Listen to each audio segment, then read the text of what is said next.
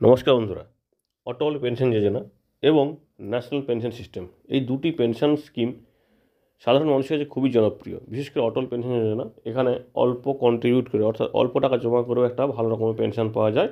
এখানে পেনশনের পরিমাণ 1000, 2000, 3000, 5000 টাকা করে। তো এই অটল পেনশন যোজনাতে যদি কেউ সময়ের মধ্যে টাকা জমা করতে না পারে বা মাসে মাসে যে টাকা জমা করার নিয়ম সেই টাকা যে জমা করতে না পারে, সেক্ষেত্রে কত জরিমানা হবে নতুন নিয়মে, বা এনপিএসে যদি মিনিমাম কন্ট্রিবিউশন না করা হয় অর্থাৎ ন্যূনতম টাকা জমা করা না হয়, সেক্ষেত্রে জরিমানা কত হবে, বা কোনো কারণে যদি অ্যাকাউন্টগুলি সে অটল পেনশন যোজনা হোক বা এনপিএস যদি ফ্রিজ হয়ে যায়, সেক্ষেত্রে নতুন নিয়মে কীভাবে আপনি অ্যাক্টিভ করবেন বা তার জন্য কত জরিমানা দিতে হবে, এই সমস্ত বিষয়গুলো আলোচনা করব। এবং সেই সঙ্গে আরও একটি গুরুত্বপূর্ণ বিষয়, যে অটল পেনশন যোজনাতে যে লাস্ট দিন ধরা হয়, শেষ দিন ধরা হয়, ধরুন কেউ মাসে মাসে টাকা দেবে, কেউ কোয়ার্টারলি টাকা দেবে, তো সেক্ষেত্রে লাস্ট দিনটা মানে কত দিন বা কত তারিখ হিসাবে ধরা হয়, বা মানে মাসের কোন তারিখটাকে ধরা হয়, এই সম্পূর্ণ বিষয়টি দেখব। আশা করব ভিডিওটি সম্পূর্ণ দেখবেন। অটল পেনশন যোজনা এবং ন্যাশনাল পেনশন সিস্টেম এই দুটি স্কিম নিয়ে আমাদের অনেকগুলি ভিডিও আছে, কিন্তু আজকে শুধুমাত্র এদের এই নতুন জরিমানার নিয়মটি, অর্থাৎ এই দুটি স্কিমে কত কী জরিমানা হয়। সেই সঙ্গে একটি বিষয় জানিয়ে রাখি, আপনারা অনেকেই কমেন্ট করছিলেন যে অটল পেনশন যোজনা কি সবাই ইনভেস্ট করতে পারবে? না, আগে কিন্তু সবার জন্য ইনভেস্ট করার নিয়ম ছিল, কিন্তু 2022 সালের এখানে শুধুমাত্র অকরদাতা অর্থাৎ যারা ট্যাক্স প্রদান করে না সরকারকে, তারাই শুধুমাত্র কিন্তু এই অটল পেনশন যোজনাতে ইনভেস্ট করতে পারবেন বা সঞ্চয় করতে পারবেন এবং পেনশন স্কিমে টাকা জমা করতে পারবেন, কিন্তু অন্যরা কিন্তু পারবেন না। এবং অটল পেনশন যোজনা যাদের আছে, অর্থাৎ যারা অলরেডি এটা অ্যাকাউন্টে খুলে ফেলেছেন, কিন্তু তাদের এখন দেখা যাচ্ছে তারা ইনকাম ট্যাক্সের আওতায় বা ইনকাম ট্যাক্স দেয়, তো সে সমস্ত গ্রাহকদের অ্যাকাউন্টটি বন্ধ করে দিয়ে তাদেরকে পুরো টাকাটা ফেরত দেওয়া হবে। এবং নতুন কাউকে কিন্তু আর মানে অটল পেনশন যোজনা খোলার অনুমতি দেওয়া হবে না যদি উনি ইনকাম ট্যাক্স জমা দিয়ে থাকেন বা ইনকাম ট্যাক্সের আওতায় আসেন। মোটামুটি এটা নিম্ন আয়ের ব্যক্তি বা সুবিধা বঞ্চিত এইরকম বা অসংগঠিত ক্ষেত্রে শ্রমিকদের জন্য কিন্তু এই স্কিমটি নিয়ে আসা হয়েছে। এবার দেখা যাক মাসের যে তারিখে আপনার টাকাটা দেওয়ার কথা ছিল, অর্থাৎ আপনার যে অটল পেনশন যোজনা, যেটা আপনারা জানেন মাসে মাসে বা 3 মাসে বা 6 মাসে বা বছরে কাটানো যায়, সেই স্কিমে আপনি যদি মাস সময়ের মধ্যে টাকাটি না জমা করতে পারেন বা আপনার অ্যাকাউন্ট থেকে না কাটা যায়, সেক্ষেত্রে কত জরিমানা হবে এখানে বলা হচ্ছে। তার সেক্ষেত্রে অর্থাৎ আপনি যদি কোনোভাবে টাকা না জমা করতে পারেন বা টাকা যদি আপনি না দিতে পারেন, সেক্ষেত্রে আপনাকে জরিমানা বা যে ডিলে হচ্ছে তার জন্য একটা সুদ দিতে হয়।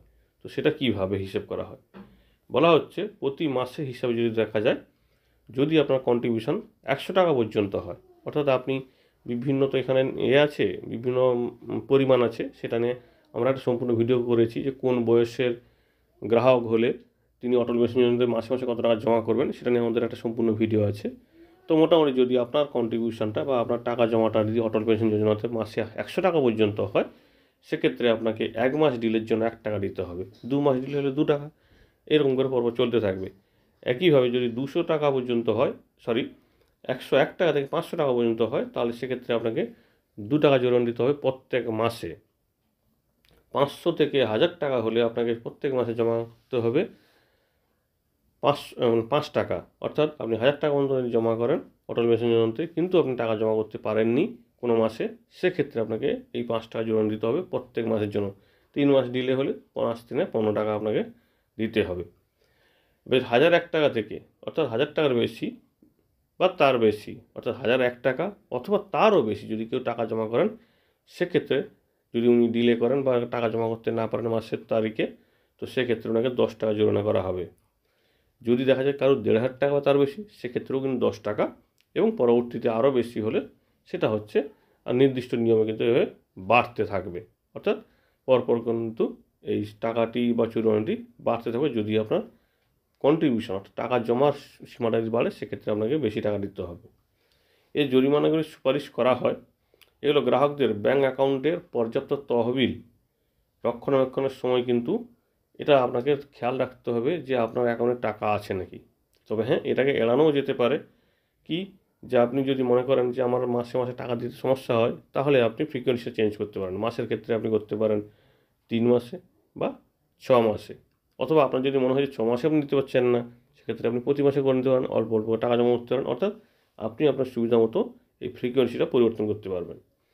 এবার দেখা যায় যে এই যে টাকা জমা দেওয়ার কথা বলা হচ্ছে বা যে জমা দিতে না পারলে জরিমানা হয়, সেটা তারিখটা কি, মাসের কত তারিখ। এখানে বলা হচ্ছে যদি আপনি একটা মাস ধরে জমা করেন, অর্থাৎ প্রতি মাসে জমা করেন, সেক্ষেত্রে ওই মাসের শেষ দিন, অর্থাৎ ধরুন আপনি জানুয়ারি মাস টাকা জমা করার একটা ডেট আছে আপনার, তো সেক্ষেত্রে জানুয়ারি মাসের শেষ দিন। আবার যদি দেখা যায় আপনি 3 মাসে টাকা জমা করছেন, তাহলে ওই 3 মাসের প্রথম যে মাসটা তার লাস্ট দিন। আবারও একবার বলি, যদি 3 মাসে কোয়ার্টারলি আপনি টাকা জমা করেন অটল পেনশন যোজনাতে, সেক্ষেত্রে ওই যে কোয়ার্টারলি অর্থাৎ 3 মাসের যে প্রথম যে মাসটা তার শেষ দিন। একইভাবে 6 মাসের ক্ষেত্রেও সেই একই নিয়ম, যে 6 মাসটি আপনার হিসেব হবে, অর্থাৎ ধরুন আপনার জানুয়ারি থেকে জুনের মধ্যে একটা আছে ইনস্টলমেন্ট দেওয়ার কথা, সেক্ষেত্রে কিন্তু জানুয়ারি মাসের শেষ দিনটাই আপনার ধরা হবে লাস্ট ডেট হিসাবে, তারপরে কিন্তু আপনাকে জরিমানা দিতে হবে। এই হচ্ছে নিয়ম। সেইভাবে একইভাবে পরপর এইরকম বাড়তে থাকে জরিমানাটি। যদি দেখা যায় যে টোটালি কেউ কন্ট্রিবিউট করছে না, তো সেক্ষেত্রে কয়েকটা মাস তারা কিন্তু চেষ্টা করবে জরিমানার সাহায্যে, তারপরে অ্যাকাউন্টটিকে ফ্রিজ করে দেওয়া হবে। পরবর্তীতে ফ্রিজ হয়ে গেলে অটল পেনশন যোজনা, সেক্ষেত্রে আপনাকে জরিমানা এই অর্থাৎ এই যা হিসেব ছিল 10 টাকা হোক বা 5 টাকা হোক, সেই হিসাবে জরিমানা সহ ওই যে টাকা যেটা কন্ট্রিবিউট করতে হতো সেই টাকাও জমা করে আপনাকে অ্যাকাউন্টটাকে আবার রিওপেন করতে হবে বা চালু করতে হবে। একইভাবে এনপিএসের নতুন নিয়মে কিন্তু মিনিমাম কন্ট্রিবিউশন 500 টাকা, আর বছরে আপনাকে 1000 টাকা কন্ট্রিবিউশন করতে হবে। এবারে যদি কেউ যদি জরিমানা টাকাটা জমা করতে চাইছে কিন্তু সে বেশি পাচ্ছে না, সেক্ষেত্রে তাকে কিন্তু মিনিমাম একবার হলেও জরিমানা জমাটা করতে হবে টাকাটি।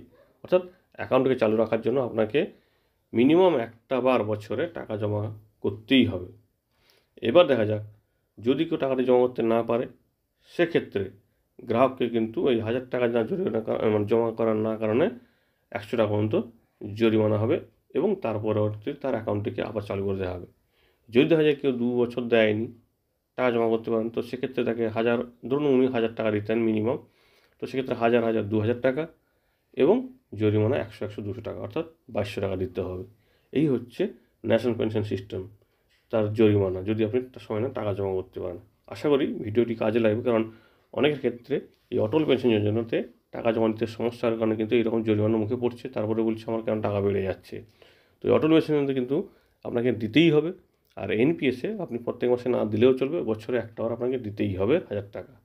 এই হচ্ছে নতুন নিয়ম। আশা করি তথ্যটি কাজে লাগবে। ধন্যবাদ।